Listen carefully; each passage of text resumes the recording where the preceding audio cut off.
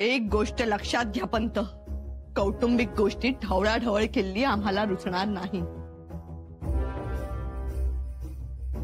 आमच्यासाठी आता शंभूराजे आणि बाळराजे एक. काय? हो, महाराजांचीही तीच इच्छा होती.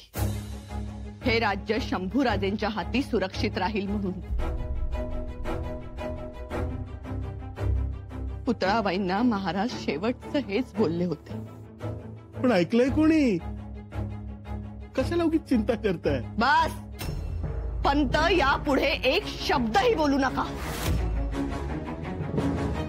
महाराणी साहेब, परिस्थिती आता पूर्वीसारखी राहिलेली नाही. त्यामुळे आता कौटुंबिक गोष्टी ढवळाढवळ करायची नाही. परंतु आपणच. हो, आम्ही. आमचा हट्ट होता, आम्ही अमान्य करतच नाही. पण पंत, आता ती परिस्थिती राहिली नाही. आणि दुसरी गोष्ट, आम्ही विळा मोडून खिळा करणाऱ्या तर नक्कीच नाही. ही गोष्टही ध्यानात ठेवा. शेवटी आम्ही छत्रपतींच्या पत्नी आहोत.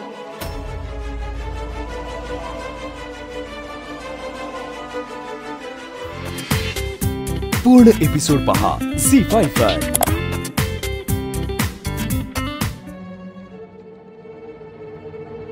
आपण केव्हापासून हे सणवार लक्षात ठेवायला लागला? आम्ही हे सणवार लक्षात ठेवले केवळ तुमच्यासाठी. होता आम्ही गडावर असताना तुम्ही गडावर नसणं हेच ग्रहण आहे आमच्यासाठी.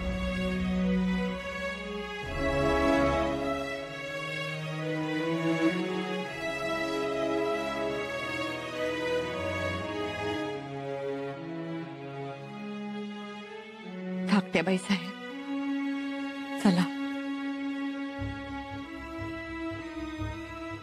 आम्हाला बसू दे एकट्यानेच. धाकट्याबाई साहेब, अहो असं म्हणून कसं चालेल? किती निरोप पाठवले तुम्ही या अशा जडावांसमोर बसलेल्या, आणि बाळराजे सिंहासनासमोर. आम्ही तरी कोणाची समजी घालावी? चला, कित्येक दिवस झाले तुम्ही काहीच खाल्लेलं नाही.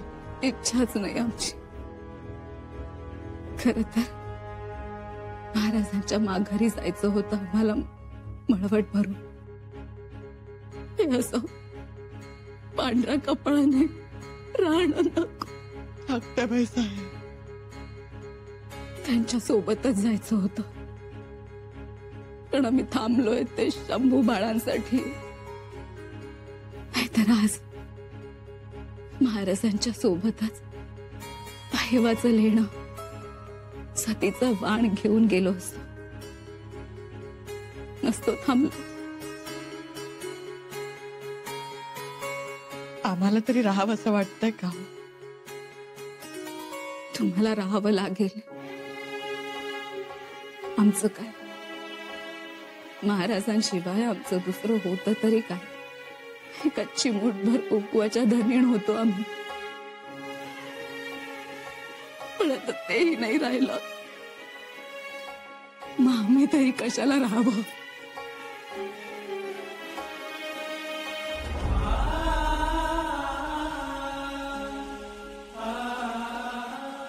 आम्ही महाराजांच्या जवळ जाणार.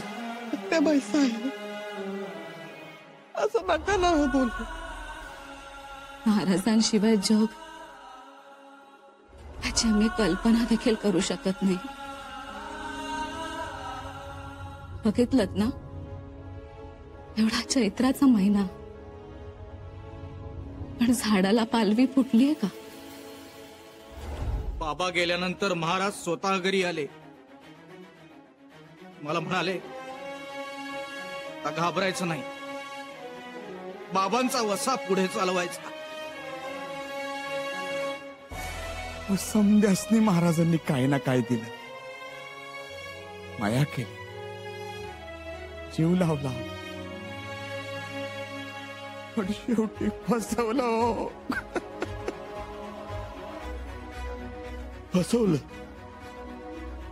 त्याने मनी नसताना हा गणी मी कावा केला.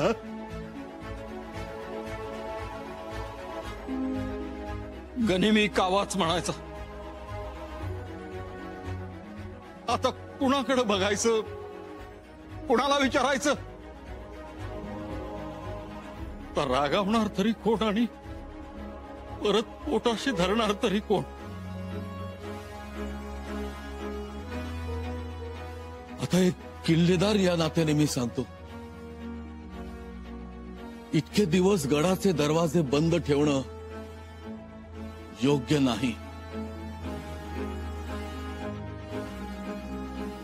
तो धोका तर आहेच, म्हणजे लोकात गैरसमज पसरणार आणि अफवांनाही ऊत येणार. आलंच तर शंभूराजे येतील. ते आले की गडाचे दरवाजे उघडावेत. म्हणजे शंभूराजे आले की हो पंत हो. काय शंभूराजे घोषा लावलाय.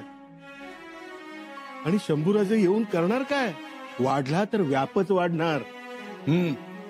आणि तसंही शंभूराजांच्या धास्तीरेच महाराजांनी हाय खाल्ली. त्याची प्रकृती खालावली ती त्यामुळेच.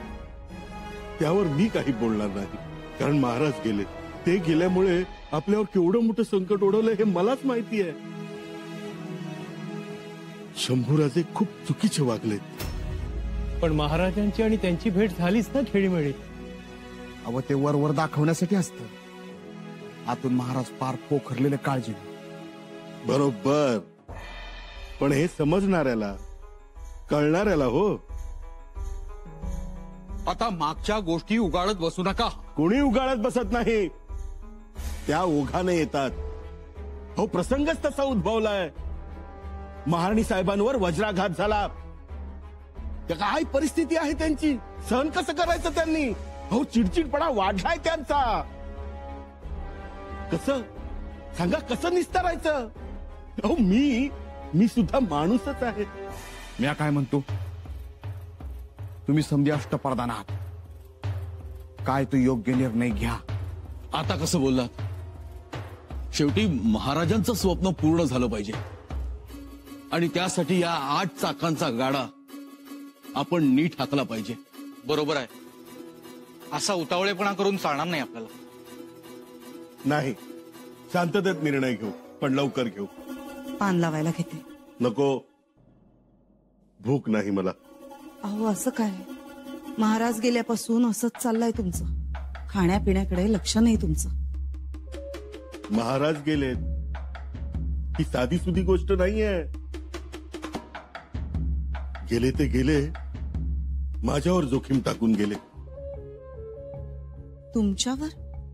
मग काय, कोणात एवढी हिंमत आहे हा रायगड चालवण्याची? रायगड म्हणजे साधी गोष्ट नाही. एक वेळ 10,000 हत्तींचा कळप सांभाळता येईल, पण एक रायगड सांभाळणं मुश्किल. तेही खरंच. सगळ्याच ठिकाणी मला बघावं लागतं. आता तर महाराणी साहेबांची काय अवस्था. त्यांना सावरा, प्रधानमंडळाकडे बघा, भल्याबुऱ्याची काळजी घ्या. एक गोष्ट आहे का मागे? शंभूराजे अजून आले नाहीत. ते येऊन काय करणार? महाराजांनी एवढं उभं केलंय, ते काय मातीमोल करायचंय? आणि तुम्हाला काय एवढी काळजी? मी आहे ना इथे. चुकलंच आमचं. उगाच मध्ये तोड घालत जाऊ नका, सांगितलंय ना तुम्हाला. तुमच्या काळजीपोटीच बोलले मी. जा वाडा जा.